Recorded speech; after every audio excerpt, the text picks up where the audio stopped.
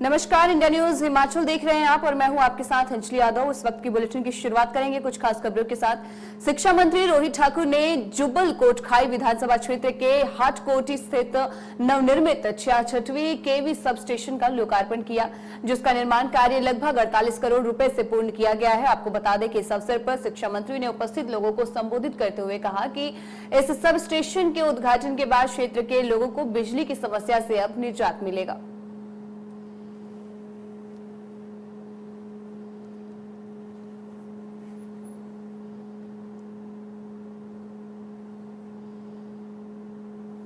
पूर्व कर्मचारी नेता गोपाल दास वर्मा ने पत्रकार वार्ता को संबोधित करते हुए कहा कि प्रदेश के सुखविंदर सिंह सुक्खू सरकार के राज में कानून व्यवस्था पूरी तरीके से चरमरा गई है। प्रदेश में महिलाओं के साथ अत्याचार, छोटी बच्चों के साथ छेड़छाड़ हो रही है और वहीं अपराधियों के हौसले बुलंद हो रहे हैं। ऐसे में मुख्यमंत्री को अपने पद से इस्तीफा दे देना चाहिए।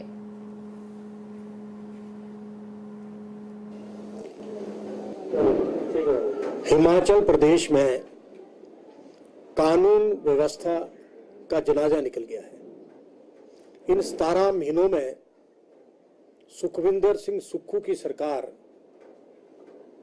कानून व्यवस्था को सुधारने में नाकाम रही है। प्रदेश के अंदर कांग्रेस के नेता गोलियां चला रहे हैं, महिलाओं पर अत्याचार हो रहे हैं, बच्चियों को किडनैप किया जा रहा है। मतलब हालात ऐसी है कि प्रदेश की पहली ऐसी सरकार है कि जिसमें मतलब पुलिस विभाग वो भी खामोश है, पुलिस भी कुछ नहीं कर रही। या तो सुक्खू की डायरेक्शन होगी भी ठीक है, चलने दो। और मतलब हालात इतने खराब हैं कि मैं कुछ आपको बता नहीं सकता हूं। अभी पीछे मैंने भी एक 18 मई को कंप्लेंट की थी दिल्ली थाने में, जिसमें मुझे रणबीर सिंह नेगी और मतलब जो है वंदना ठाकुर ने जान से मारने की धमकी दी थी। आप बताइए, उन्होंने उनको बुलाया तक नहीं, ना ही एफआईआर दर्ज करी। उसके बाद मैंने 10 तारीख को एसपी को चिट्ठी लिखी। आप बताइए, उसकी भी कोई आज तक कोई कार्रवाई नहीं है। जब हमारे साथ ही ऐसा हो रहा है, आप देखिए ना। और जो आम जनता है प्रदेश की, उनके साथ क्या होता होगा वो भी आपके सामने ही है। गोलियां चला रहे हैं, बिलासपुर में गोलियां चली, कई जगह गोलियां चली और महिलाओं से अत्याचार हो रहे, बलात्कार हो रहे हैं। क्या नहीं हो रहा है इस प्रदेश में। इसको तो मतलब ये है कि मैं तो आज ये डिमांड करता हूं, सुखविंदर सुक्खू आप त्याग पत्र दे, कानून व्यवस्था पे आप त्याग पत्र दीजिए, क्योंकि आपसे सरकार चल नहीं रही है। सरकार चलने का आपको कोई भी मतलब कोई ज्ञान है ही नहीं है। और आप आज इस प्रकार देखिए कि हिमाचल प्रदेश के अंदर मुकेश अग्निहोत्री, उसकी बेटी को नौकरी मिल रही है यूनिवर्सिटी में, और दूसरे के कांग्रेस के नेताओं को जो है वो यूनिवर्सिटी में मतलब प्रोफेसर, असिस्टेंट प्रोफेसर की नियुक्तियां मिल रही है। चोर दरवाजे से नियुक्तियां हो रही है। और जो 10,000 लोग, 10,000 बेरोजगार जो आउटसोर्स के कर्मचारी थे, उनको निकाल के पासे कर दिया। गरीबों की तरफ कोई ध्यान नहीं है, कोई पूछता ही नहीं है, पूछने वाला कोई नहीं है। मैं जो आपसे वही राजधानी शिमला के समर हिल में रेलवे पुल के गिरने का खतरा बन रहा है, इसीलिए रेलवे ने एहतियात के तौर पर ट्रेनों की आवाजाही को बंद कर दिया है। इस ट्रैक से शिमला आने और जाने वाली सभी 7 ट्रेनों को रद्द कर दिया गया है। बता दें कि फिलहाल ट्रैक के दुरुस्त किए जाने तक ट्रेन चलने की संभावना नहीं है। इन दिनों शिमला में पर्यटन सीजन चरम पर है और रेलवे सेवाएं शिमला के लिए बंद होने से पर्यटन सीजन काफी प्रभावित होगा। मैं वीरेंद्र ठाकुर, वहाँ से स्थानीय पार्षद। ये एक्चुअली आप जानते हैं कि पिछले साल जो ये 14 अगस्त को यहाँ सम्मेलन में बड़ी एक आपदा आई थी, उसमें ये रेलवे ब्रिज जो है पूरी तरह से क्षतिग्रस्त हो गया था। उसके बाद इसका टेम्परेरी रिस्टोरेशन इसको रिस्टोर किया गया और वो टेम्परेरी लेवल पर उसमें एक लोहे का ब्रिज इन्होंने बनाया है। अभी उसमें कुछ हल्की सी कोने में खराबी आ चुकी है और उसकी वजह से टेक्निकली व्यू से इन्होंने जो उसको बंद किया है। पर उसमें अभी इन्होंने एक नया काम भी शुरू कर दिया कि जिसको आरसीसी करना चाह रहे हैं, आरसीसी ब्रिज बनेगा, पक्का बनेगा। तो अभी जो पिछले कल इसमें कुछ प्रॉब्लम आई है तो सारी ट्रेनें जो है रद्द कर दी गई हैं, क्योंकि ये कोई रिस्क नहीं लिया था। लेकिन फिर भी हम रेलवे प्रशासन से मांग करेंगे कि इसको जल्द से जल्द यहाँ पर इसको दुरुस्त किया जाए और ट्रेनों की आवाजाही को शुरू किया जाए। तो वहीं 8वीं राष्ट्रीय पुस्तक मेला इन दिनों शिमला में आयोजित किया जा रहा है। इस पुस्तक मेले में विभिन्न प्रकाशकों द्वारा पुस्तक के स्टॉल लगाए गए हैं। वहीं अलग अलग कार्यक्रमों के माध्यम से लोगों को साहित्य और लेखन की ओर आकर्षित भी किया जा रहा है। इसी घड़ी में शिमला के गेयटी थिएटर में कवि दरबार का भी आयोजन किया गया, जिसमें कि मुख्य अतिथि के रूप में प्रख्यात साहित्यकार अब्दुल बिस्मिल्लाह ने शिरकत की है। यहाँ प्रदेश सहित बाहरी राज्यों में आए कवियों ने भी कविता का पाठ किया। बेसिकली हमारी संस्था का जो हम लोगों ने गठन किया था, इसका मुख्य उद्देश्य था, चूंकि हम लोग जो हमारे डायरेक्टर साहब, निदेशक साहब हैं, ये भी एजुकेशन से जुड़े फील्ड से हैं और मैं भी एजुकेशन फील्ड से जुड़ा हुआ हूँ। तो हमें लगता था कि कहीं ना कहीं एक कमी दशक पहले से ही, जब ये इंटरनेट और डिजिटल क्रांति चालू हुई तो शुरू हो गई थी, और कहीं ना कहीं पाठकों की कमी हर लोगों को खलती है। और पुस्तक मेले का जो संस्कृति है वो कोई नई संस्कृति नहीं, बहुत पुरानी संस्कृति है हमारे भारतवर्ष में। और इसके लिए बल्कि भारत सरकार आज़ादी के बाद से ही नेशनल बुक ट्रस्ट जैसी संस्थाएं बनाई गई, भले आज वो सफ़ेद हाथी साबित हो रही है वो संस्थाएं, और उसके उसमें काफ़ी जो स्वयंसेवी संस्थाएं हैं वो इस काम में आई कि पुस्तकों के प्रसार को बढ़ाया जाए, पुस्तक संस्कृति की जो वो संस्कृति को बढ़ाया जाए, पठनीयता की जो कमी है उसको ज़्यादा वो किया, इंक्रीज किया जाए। तो यही सारे उद्देश्य को लेकर के हमने भी अपना एक संस्था उकाड वो किया है, और हम लोग भी देश के विभिन्न भागों में इस टाइप के कार्यक्रम करते हैं। और शिमला की बात है तो शिमला हमारा ये 8वां प्रयास है पुस्तक मेले का, और 8वां प्रयास है तो जाहिर सी बात है कि कुछ ना कुछ तो है इस शहर में। और पाठक वर्ग एक बहुत ही मैच्योर पाठक वर्ग है और बहुत अच्छा रिस्पांस मिलता है हमें हर साल। और हालांकि कई तरीके की कमियां होती हैं, हर जगह अपनी जगह की कमी है। ये चूंकि पहाड़ी क्षेत्र है तो यहाँ हर तरीके की एक रिस्ट्रिक्शन और एक तरीके का दबाव भी होता है, तो उस तरीके से काम करने होते हैं। लेकिन सबसे बड़ी बात तो ये है कि इतने दबाव के बावजूद ये पाठक का प्यार ही है कि हमें हर बार यहाँ खींच लाता है। आपने दबाव वहीं आज को होने वाली नीट पीजी प्रवेश परीक्षा जो है उसको स्थगित कर दिया गया है। इस एग्जाम की नई तारीख जल्द ही घोषित की जाएगी। स्वास्थ्य मंत्रालय की ओर से यह जानकारी दी गई है कि और बयान में कहा गया कि कुछ प्रतियोगी परीक्षाओं में अनियमितताओं के आरोप लगे हैं। हालिया घटनाओं को ध्यान में रखते हुए स्वास्थ्य मंत्रालय ने यह फैसला लिया है।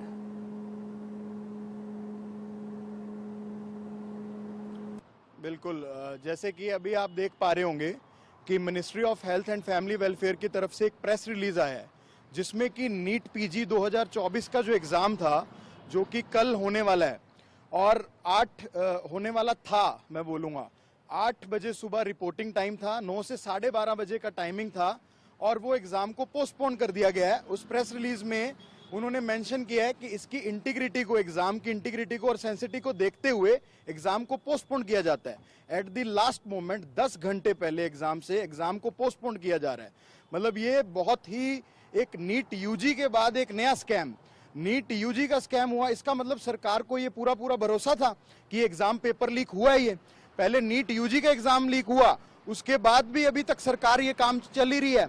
उसके बाद नीट पीजी जो कि डॉक्टर्स का एग्जाम है, 2 लाख एमबीबीएस डॉक्टर्स इस एग्जाम को देने वाले हैं। नीट पीजी को इतना बड़ा एग्जाम है ये।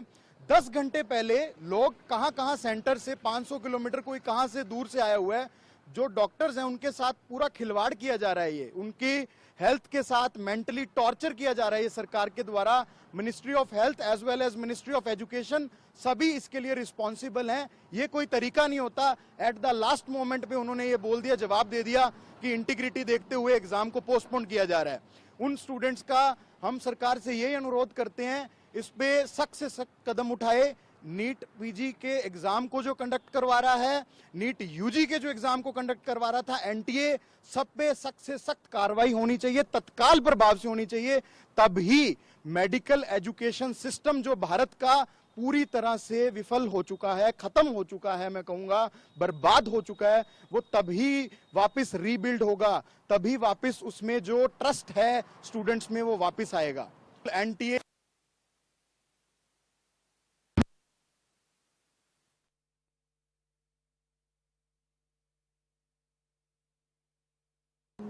अमरनाथ की यात्रा 29 जून से शुरू होने जा रही है। अनंतनाग जिला प्रशासन ने 29 जून से शुरू होने वाली अमरनाथ यात्रा से पहले ही तीर्थयात्रियों के लिए पर्याप्त तैयारी सुनिश्चित की है।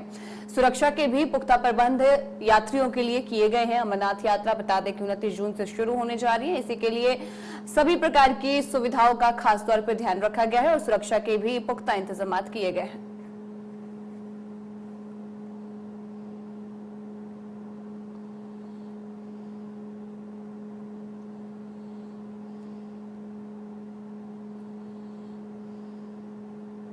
हाल ही के दिनों में जम्मू कश्मीर में आतंकी हमलों में लगातार बढ़ोतरी हो रही है। आतंकी सीमा पार से घुसपैठ कर यहां दहशत का माहौल बनाने की पुरजोर कोशिश कर रहे हैं। हालांकि सतर्क सेना के जवान और सुरक्षा बल आतंकियों के मंसूबों को नाकाम कर रहे हैं। इसी सिलसिले में आतंकियों ने एक बार फिर से एलओसी पार करने की कोशिश की। हालांकि सुरक्षा बलों ने उनकी ये कोशिश भी नाकाम कर दी और 2 आतंकी मारे गए। आतंकियों और जवानों के बीच लगातार ये मुठभेड़ जारी है। भारतीय सेना की ओर से उरी सेक्टर में घुसपैठ विरोधी अभियान भी चलाया गया है।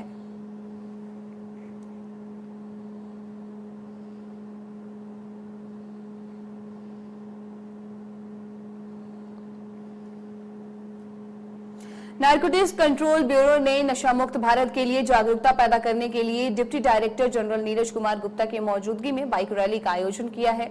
नशा मुक्त भारत के लिए जागरूकता अभियान चलाया गया और बाइक रैली का आयोजन किया गया। आपको बता दें कि डिप्टी डायरेक्टर जनरल की भी मौजूदगी रही इस रैली में और नीरज कुमार गुप्ता खुद इस बाइक रैली में मौजूद रहे।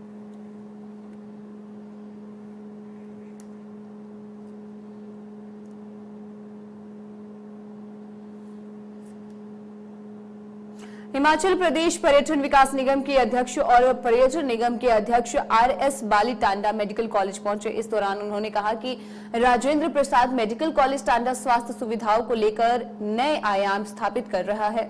उन्होंने कहा कि मेडिकल कॉलेज टांडा में डॉक्टरों के द्वारा किडनी का सफल ट्रांसप्लांट करके स्वास्थ्य के क्षेत्र में एक नया आयाम स्थापित किया गया है।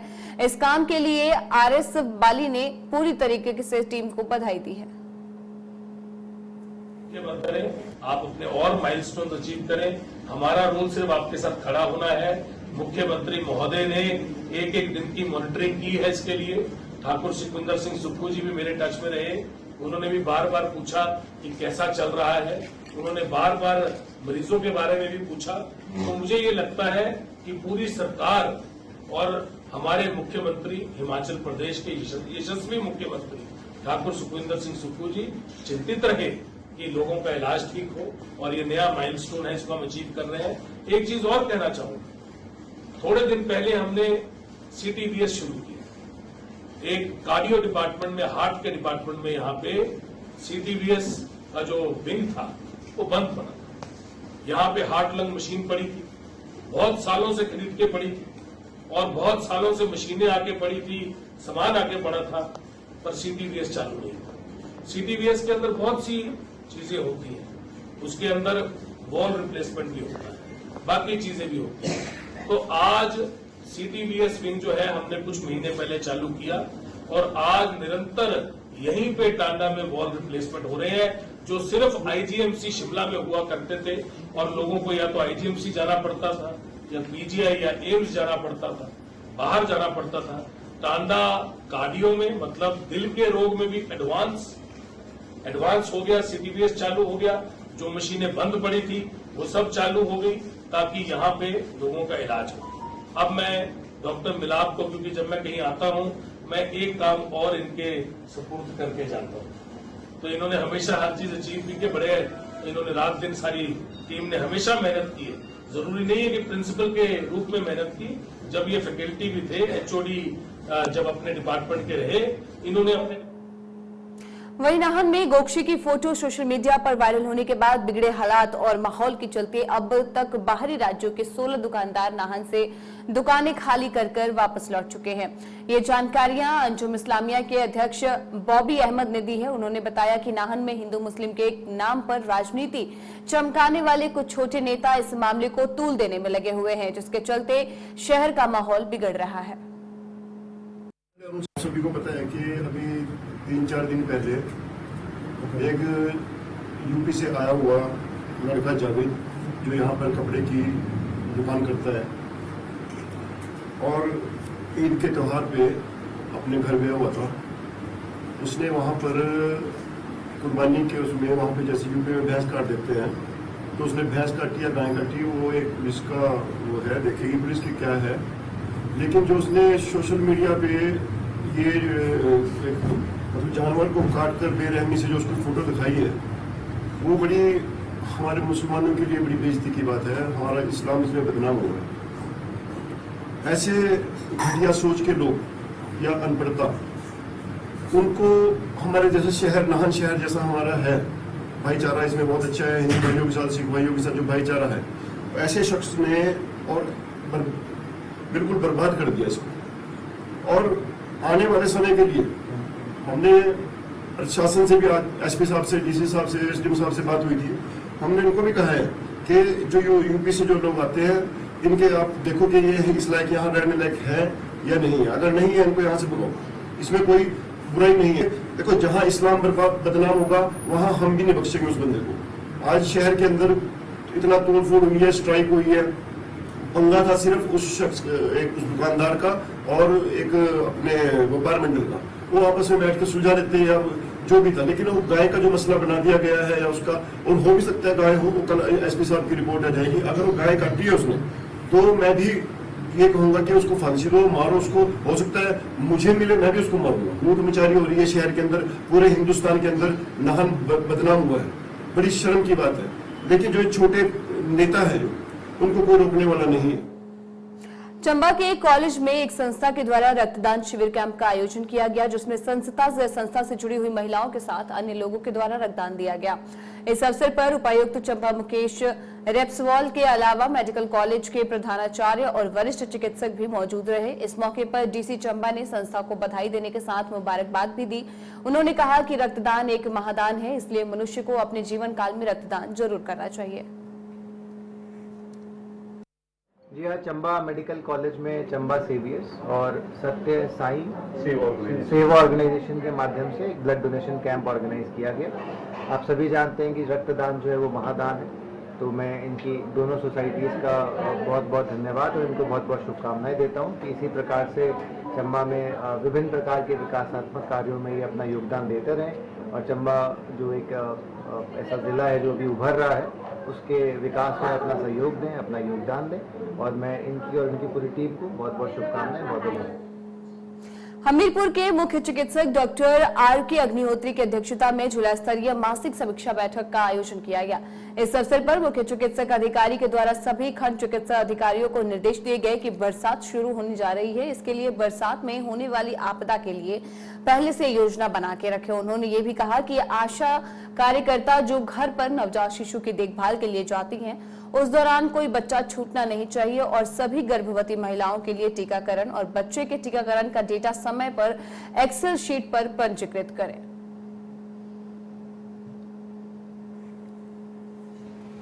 हाँ जी, नमस्कार। क्योंकि मंथली मीटिंग जो हमारा हर महीने होती है और इसमें हमारे पास ब्लॉक मेडिकल ऑफिसर आते हैं, साथ में ब्लॉक अकाउंटेंट्स होते हैं, ब्लॉक सुपरवाइज़र होते हैं और हेल्थ एजुकेटर्स, इसके साथ साथ हमारे डेटा एंट्री ऑपरेटर्स डिस्ट्रिक्ट से भी, यहाँ पे भी हमारे ऑफिस से भी और ब्लॉक से भी। इसमें जो है कम्प्रीहेंसिव रिव्यू होता है हमारा, जो स्टेट लेवल के जो एजेंडा पॉइंट होते हैं सारे डिस्कस किए जाते हैं और जिसमें मुख्यतः हमारा जो है मातृ एवं शिशु सेवाएँ जो हैं उनको किस तरह से सुदृढ़ किया जाए, जिसमें हम देखते हैं कि प्रेगनेंसी जैसे लेडी होती है उसको किस तरह से जल्दी उसकी रजिस्ट्रेशन किया जाए। तो वो हमारा अभी 93% है। हमने कहा है कि उसको 95 तक हमने ले जाना है ताकि जल्दी से जल्दी प्रेगनेंसी का पता चले और रजिस्टर हो सके। और उसकी सेवाएं जो हैं वो टीकाकरण होता है उसका, जो टेटनस के टीके, आयरन, फॉलिक एसिड और कैल्शियम की गोलियाँ दी जाती हैं और उसकी डिलीवरी जो है वो अस्पताल में कराई जाए। इसके बाद इम्यूनाइजेशन का दूसरा इशू होता है हमारा कि इम्यूनाइजेशन जो है जल्दी से जल्दी जो है शुरू की जाए, 6 हफ्ते में जो की जाती है और उसको कंप्लीट किया जाए, बीच में बच्चे को छूटें। जो कई जगह हमने देखा छूट जाते हैं बच्चे, कि बच्चे ने एक टीका लगवाया MR का, मीजल रूबेला का, और दूसरा कम हो जाता है। तो वो इशू देखा हमने कई जगह, वो है कि पहला टीका जो मीजल रूबेला का लग जाता है दूसरे में कम आते हैं, तो उसका वही डिस्कस किया हमने। तीसरा जो मैटरनल जो थी हमारी जो गर्भवती महिलाएँ हैं उन्हें ब्लड प्रेशर और डायबिटीज़ के लिए 100% हमने कहा स्क्रीनिंग करनी है। बाकी तो टेस्ट होते हैं ब्लड के, खून के और बाकी, लेकिन ये जो है उनका डायबिटीज़ और ब्लड शुगर, इसका हाइपरटेंशन जो है उसके लिए हमने कहा है। और तीसरा एनीमिया, और हमने देखा है कि एक दो केस जो सीवियर एनीमिया जिनका हीमोग्लोबिन 7 ग्राम से कम है, उनकी खास नज़र रखी जाए, उनको इन्वेस्टिगेट किया जाए। अगर उनको इंजेक्शन लगाना है तो वो लगाएं, अगर खून चढ़ना तो भी लगाएं। और किसी भी गर्भवती महिला को कोई भी जो दवाई है, ये जो कोई टेस्ट है उसका कोई इसका पैसा खर्च नहीं होना चाहिए, चाहे उसको आयरन के टीके लगने हैं, चाहे कुछ उसको और किस्म की कुछ टॉनिक या आयरन के कैल्शियम की उसको दवाइयाँ चाहिए, तो वो हमने कहा बीएमओ को फ्री ही दी जाएँ।